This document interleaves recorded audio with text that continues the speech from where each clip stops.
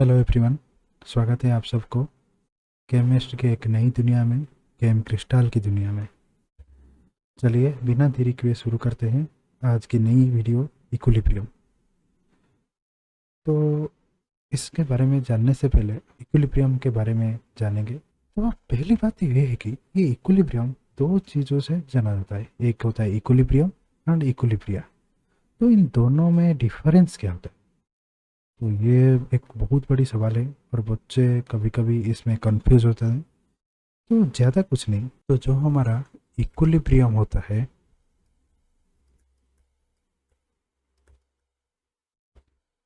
ये है singular form, and जो इक्विलिब्रियम होता है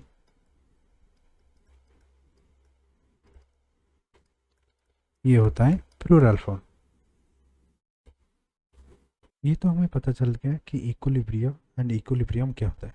तो अब जानते हैं थोड़ा केमिकल के बारे में क्या होता है, क्योंकि हम केमिकल रिएक्शन में के बारे में जानेंगे। तो ये केमिकल होता है, केमिकल एक तरह का सब्सटेंस होता है जो यूज होता है एंड प्रोड्यूस भी होता है। कहाँ पे? तो ये यूज एंड प्रोड्यूस होता है रिएक्शन पे, जो हम केमिकल रिएक्शन कहते हैं। तो फिर ये केमिकल रिएक्शन क्या होता है? तो केमिकल रिएक्शन एक प्रोसेस होता है जिसमें वन और मोर सब्सटेंस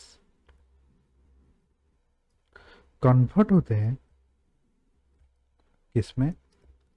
डिफरेंट सब्सटेंस में। केमिकल रिएक्शन तो सबको मालूम होता है। तो अब आते हैं टाइप्स ऑफ केमिकल रिएक्शन।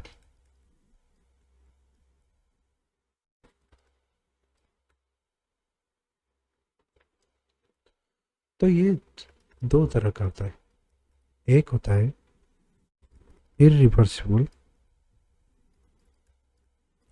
और दूसरा होता है रिवर्सिबल।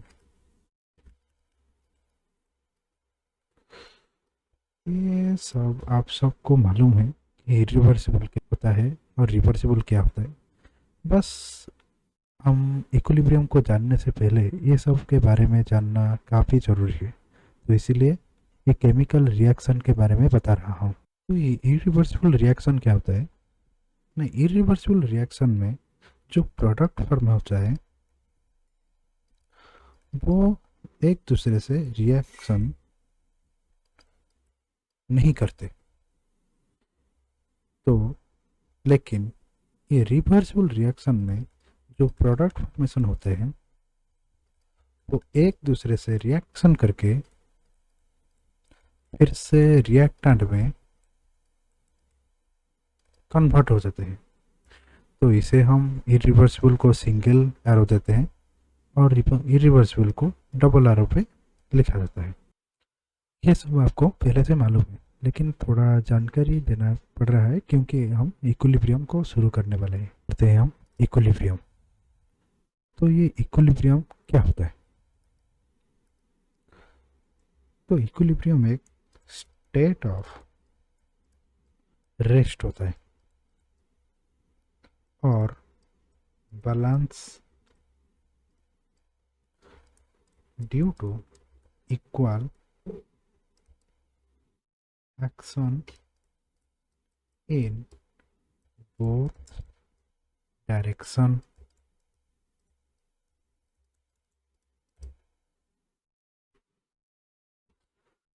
तो इसका मतलब होता है कि हम बात कर रहे हैं रिवर्सिबल रिएक्शन में। हमारा ये जो इक्विलिब्रियम होता है ये रिवर्सिबल रिएक्शन के बारे में होता है और रिवर्सिबल रिएक्शन में ही दिखा जाता है, क्योंकि इक्विलिब्रियम एक होता है स्टेट ऑफ रेस्ट। अभी रेस्ट में है, ना कुछ फॉर्मेशन होता है ना कुछ यूज होता है। तो एक ऐसा स्टेट जहाँ पर कुछ भी नहीं हो रहा है, हमें लगेगा कि रिएक्शन अभी बंद हो गया। For example H2 plus I2 gives rise to 2HI। ये एक रिवर्सिबल रिएक्शन हो, इसमें दो डायरेक्शन होता है, एक होता है फॉरवर्ड डायरेक्शन और दूसरा होता है backward direction.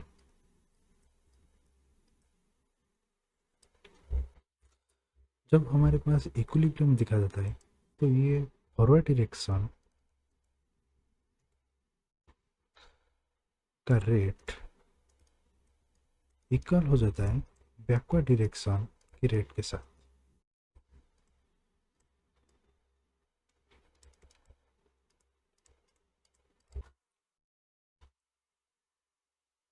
In equation H2 plus I2 gives rise to 2HI, इसमें जो फॉरवर्ड रिएक्शन होता है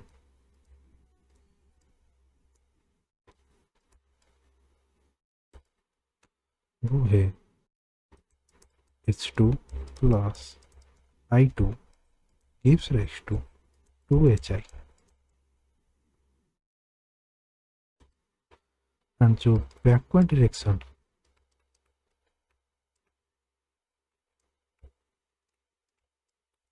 वो है 2HI gives rise to H2 plus I2।